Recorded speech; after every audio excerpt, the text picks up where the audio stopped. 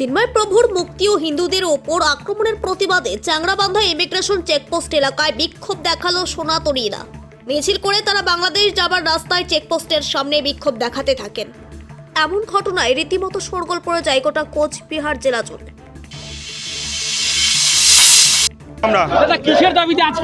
আজকে আমরা এই চিন্ময় প্রভু যে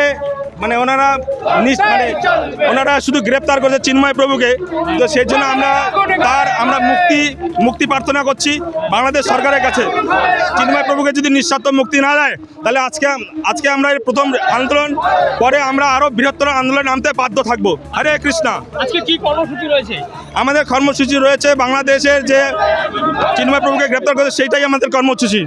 আর আপনাদের মাধ্যমে আমরা জানাই যে আমাদের ভারতবর্ষের যত সনাতন ধর্মের অবলম্বী মানুষরা আছেন তারা যেন শান্তিপূর্ণভাবে এই আমাদের বাংলাদেশ সরকারের প্রতি একটা হরে কৃষ্ণ তো বাংলাদেশ সরকারের প্রতি যেন একটা প্রতিবাদ জানায়, সেটাই আমরা আপনাদের কাছে এবং আমাদের ভারতবর্ষের যত সনাতন ধর্মের মানুষ আপনাদের কাছে অনুরোধ জানাই।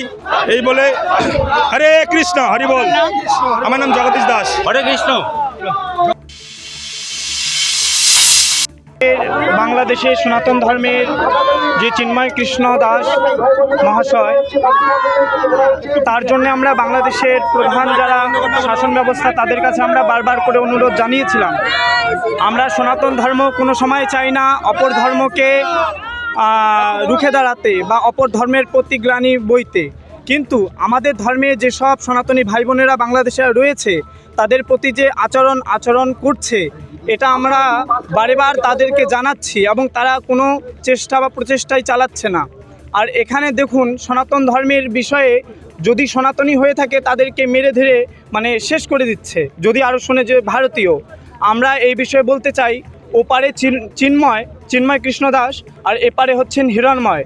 আপনারা দেখেছেন কি না আমি জানি না, কিন্তু আমাদের এই সনাতনী ধর্মের বিষয়ে যে উনি বলছেন, আমাদের এপাশে এই পশ্চিমবাংলার যে হিরণময় গোস্বামী মহারাজ, তার বিষয়ে কিছু ক্ষোভ উগরে দিয়েছে মালদায়, আদিনা নিয়ে অনেক হয়েছে। তো বিষয়টা দেখুন, যারা ধর্মের দিকে যাচ্ছে তাদেরকে তো বাধা সৃষ্টি করছে আর তাদের উপর বড় প্রেশার চালাচ্ছে। এটা যদি না হয়, সনাতন ধর্ম যদি ঐক্যবদ্ধ সবাইকে নিয়ে চলতে চায়। আপনার নাম কি? স্বরূপ দামোদর দাস। কোচবিহার থেকে সীমান্তের কথার বিশেষ রিপোর্ট।